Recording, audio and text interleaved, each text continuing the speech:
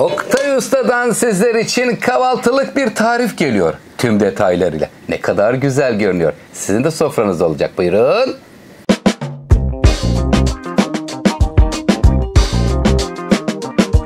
Kıymetli takipçilerim, sizler için kahvaltılık hazırlıyorum. Patatesli, kapya biberli, kaşarlı ve sucuklu olacak. Efendim çocuklar çok seviyorlar kahvaltılıkları, büyükler de seviyor. Sizlerden gelen yorumları takip ediyorum. Lütfen kahvaltılık tarifler ver Oktay Usta demişsiniz. Elimden geldiğince hazırlıyorum. 3 tane patatese ihtiyacımız var. Şöyle bir parça, küçük bir parça sucuk, bir tane kapya biber, 3 tane yumurta, birazcık kaşar peyniri şöyle 50-60 gram kadar, bir yemek kaşığı tereyağı, biraz da sıvı yağ, tuz, karabiber, sevdiğiniz baharatlardan koyabilirsiniz. Patatesi bakalım bugün bir de şöyle değişik bir yöntemle inşallah soymaya çalışacağım. Başarabilecek miyim bilemiyorum. Canım, sevgiyle soyar mısın? Çünkü elma soyacağım. Ne yapıyorsun Oktay? Patates soyuyorsun. Olur mu? Olmadı. Elma ile devam edelim.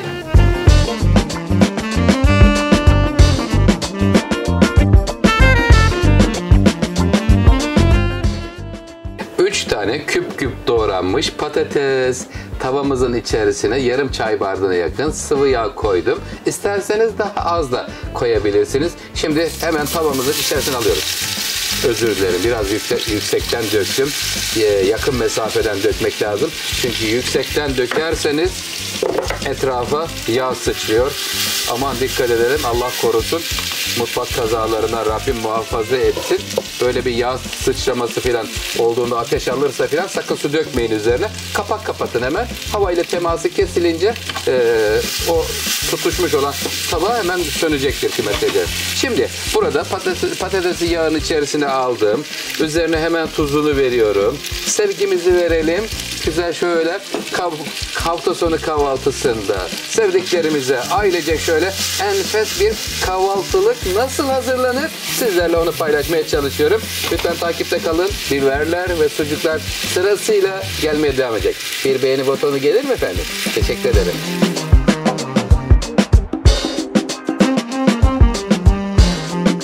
Kahvaltılığımızın patatesi kızardı. Böyle sallaya sallaya pişiriyoruz şu yöntemle. Kıymetli seyircilerim, gayet güzel lezzetlendi. Şimdi biraz da sucuk ve biberle de kızaracak. O sırada bir yemek kaşığı içerisine tereyağı ilave ediyorum. Yağ miktarını herkes damak zevkine göre lütfen ayarlasın. Az ya da çok. Nasıl seviyorsanız böyle güzelce biberlerle, sucuklarla da biraz kızarsın. Ondan sonra yumurtası ve kaşar peyniri geliyor. Oktay Usta'dan lezzetler geliyor. Lütfen yorumlara yazın. İstediğiniz tarifleri sizler için inşallah hazırlamaya çalışacağım.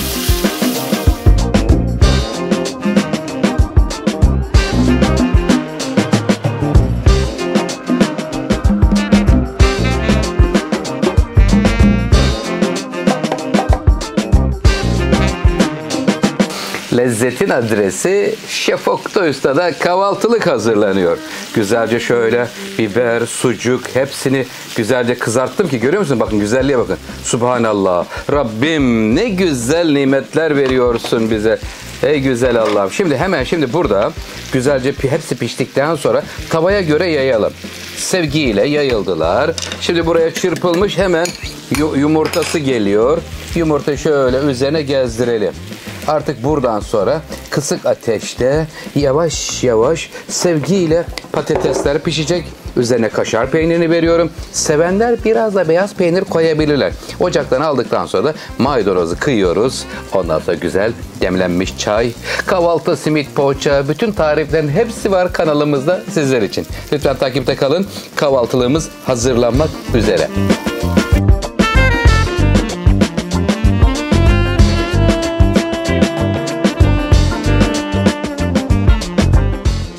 Kahvaltılığımız hazır. Üzerine bir tane tava kapattım ya da kapak da kapatabilirsiniz.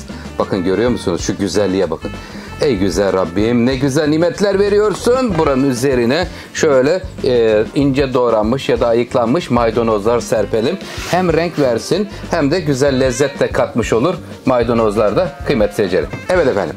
Kahvaltılığımız hazır. Hemen çayı getiriyorum. Sizleri daha fazla bekletmeyeyim. Efendim sofranızda böylesi güzel lezzetler olması temennisiyle Yorumlarınızı ve beğenilerinizi bekliyorum. Kanalın büyümesi için destek olursanız çok mutlu olurum. Sizleri çok seviyorum.